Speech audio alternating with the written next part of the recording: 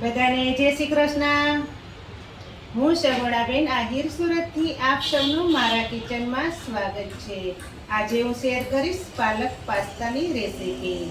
મને પૂરી આશા છે કે તમને પાલક પાસ્તાની રેસીપી ખૂબ જ સારી લાગશે અને જો સારી લાગે તો મારી ચેનલને લાઈક શેર અને સબસ્ક્રાઇબ ચોક્કસથી કરી દેજો, જેથી કરીને આવનારી દરેક રેસીપી તમને સૌથી પહેલા મળતી રહે। તો ચાલો શરૂઆત કરીએ। આપણે પાલક પાસ્તા બનાવવાના છે તો તેના માટે મેં અહીં 100 ગ્રામ પાલક લીધેલું છે। તેને મેં ધોઈને રાખી દીધું છે અને જે આગળની દાંડલી હોય તેને મેં કટ કરી લીધી છે અને 2 થી 3 તીખા મરચાં લીધેલા છે। 3 કળી મેં લસણની લીધેલી છે। સૌ પ્રથમ તો પહેલાં આપણે પાલકને સરસ મજાનું પીસી લેશું। પાલક પીસવા માટે અહીં મેં મિક્સર જાર લીધેલી છે, તેમાં પાલક પીસીશું।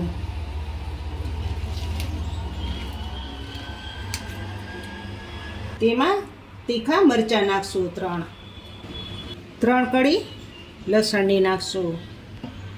1 ચમચી નમક નાખશું, સ્વાદ પ્રમાણે નમક નાખવાનું। 2 થી 3 ચમચી જેટલું તેલ નાખીશું।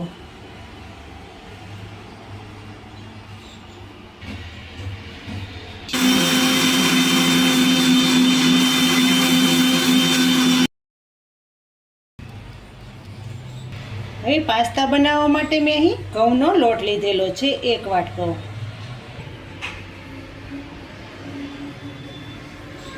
આ લોટને પાલક સાથે નાખી દેશું ને સરસ મજાનો બાંધી લેશું।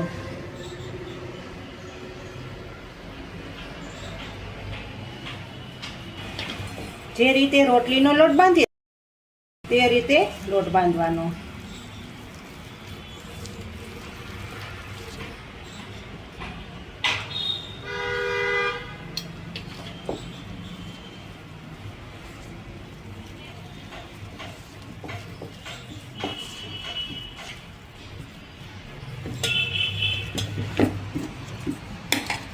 આ રીતનો લોટ બાંધવાનો। રોટલીનો જે રીતનો લોટ બાંધીએ તે જ રીતનો લોટ તૈયાર કરવાનો, આંગળા ખૂતે તેવો। હવે લોટને 5 મિનિટ સુધી રેસ્ટ આપીશું। હવે લોટને જોઈ લેશું। લોટ આ ગ્લાસ રેડી થઈ ગયો છે, તો હવે પાસ્તા બનાવવાની તૈયારી કરશું। બાળકો જો પાલક ન ખાતા હોય તો આ રીતનો નાસ્તો બનાવીને પણ તમે આપી શકો છો, બાળકો પણ ખુશ થઈ જાય।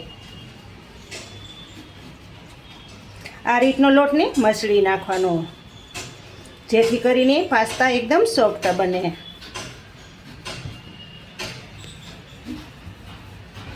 હવે લોટમાંથી મોટી રોટલી તૈયાર કરશું। બાકીનો લોટ સાઈડ પર મૂકી દેશું।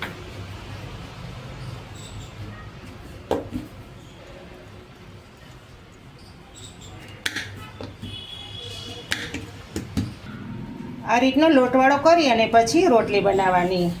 હવે રોટલી વણી લેશું।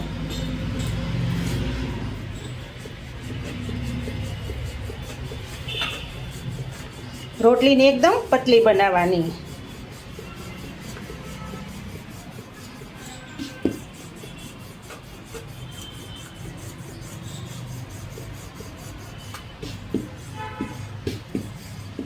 જેટલી રોટલી મોટી થાય તેટલી બનાવી લેવાની।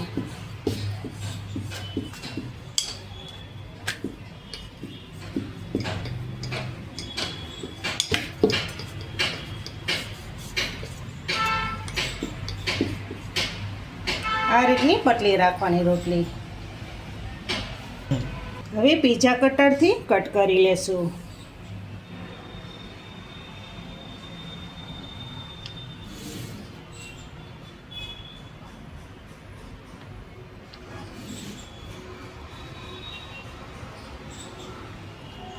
આ રીતના કટ કરી લેવાના।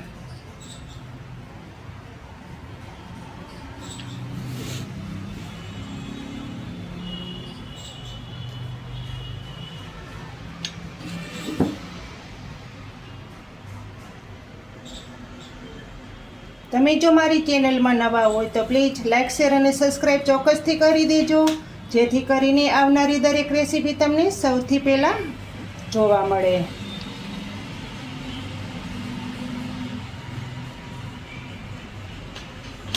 જોઈ શકો છો ને, રોટલીમાંથી આ રીતના પીસ કટ કરવાના. હવે પાસ્તા બનાવશો.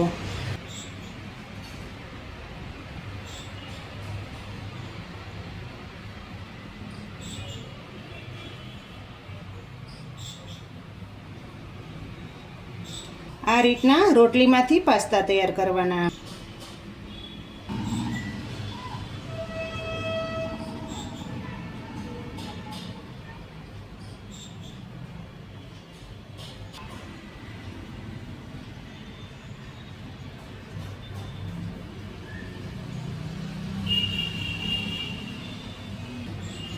બધાય પાસ્તા સરસ રીતે બની ગયા છે.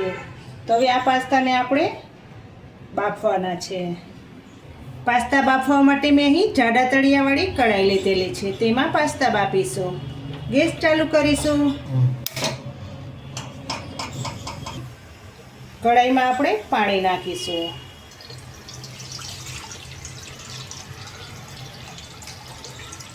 પાણીને ગરમ થવા દેશું.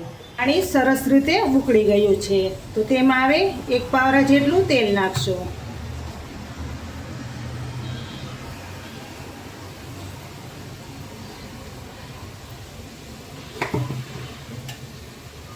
હવે મિક્સિંગ કરી લેશું.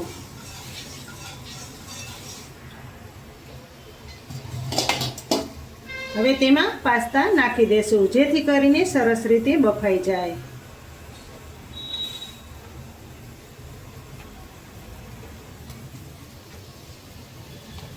પાસ્તાને 5 મિનિટ આમ જ બફાવા દેશું.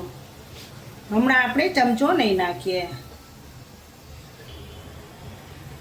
જેમ પાસ્તા બફાઈ જશે તેમ એની રીતે ઉપર આવી જશે. હવે આપણે પાસ્તાને ફેરવી લેશું.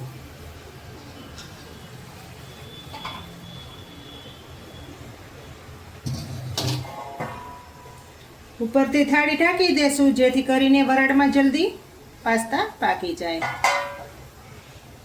ગેસ ધીમો રાખીશું. હવે પાસ્તાને જોઈ લેશું.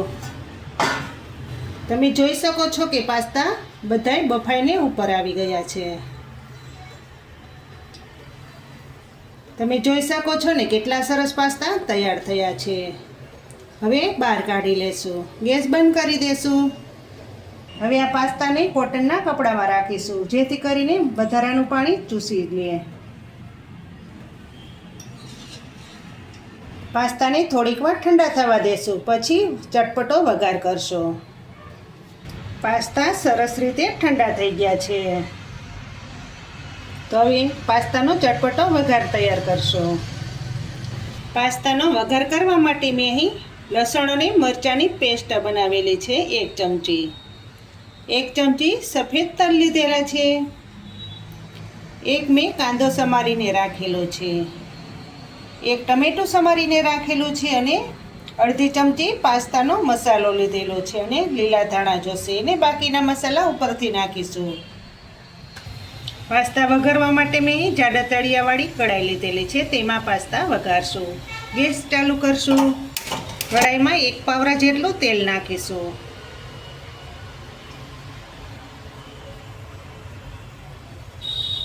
તેલ ગરમ થઈ ગયું છે, તો તેમાં અડધી ચમચી રાઈ નાખીશું.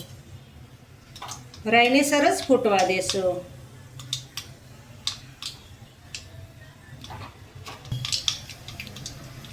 હવે અડધી ચમચી આખું જીરું નાખશું.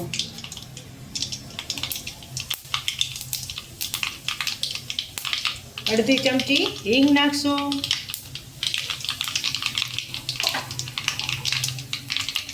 તેમાં લસણ અને મરચાંની પેસ્ટ નાખી દેશું.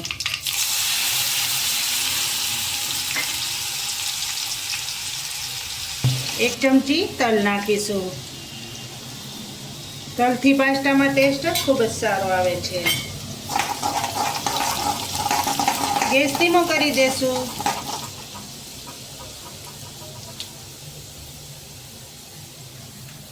તેમાં કાંદા સમારીને રાખ્યા છે તે નાખી દેશું.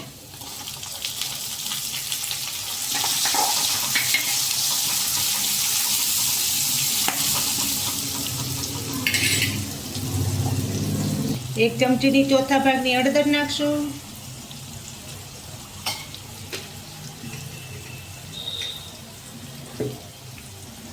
અડધી ચમચી નમક નાખશું.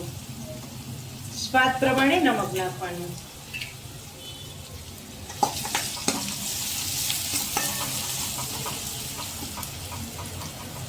તેમાં ટમેટા નાખી દેશું. એકદમ ટમેટાના કટકા ઝીણા કરવાના.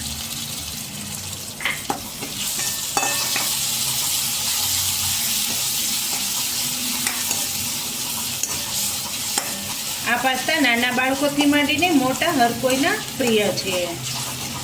ખૂબ જ સારા લાગે છે.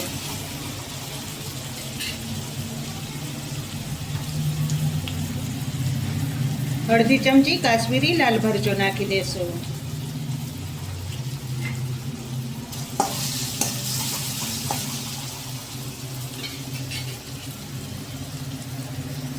હવે પાસ્તાનો વઘાર કરી લેશું.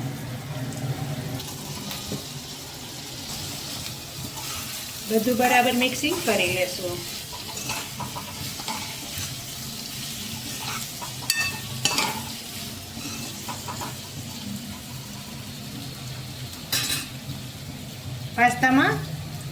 પાસ્તાનો મસાલો નાખી દેશું.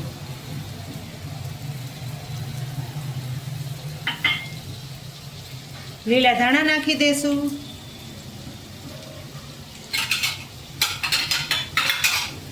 હવે બધું બરાબર મિક્સિંગ કરી લેશું.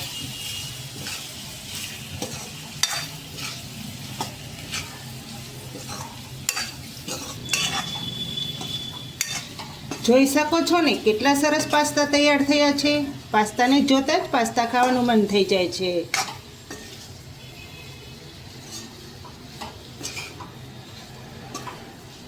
હવે ગેસ બંધ કરી દેશું અને નીચે ઉતારી લેશું.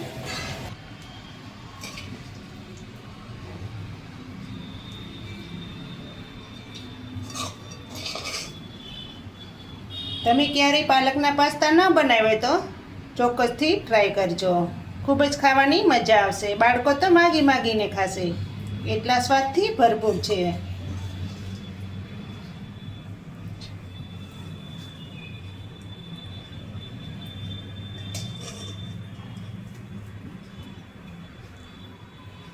તમને જો પાલકના પાસ્તાની રેસીપી સારી લાગે તો મારી ચેનલને લાઈક કરજો, શેર કરજો ને ભૂલ્યા વગર સબસ્ક્રાઈબ કરજો. કમેન્ટ કરીને કહેજો કે તમને આ પાસ્તાની રેસીપી કેવી લાગી અને તમે ચોક્કસથી તમારા બાળકોને બનાવીને આપજો. ખૂબ જ ખાવાની મજા આવશે. ફરી મળીશું એક નવી રેસીપી સાથે. ત્યાં સુધી જય યોગેશ્વર.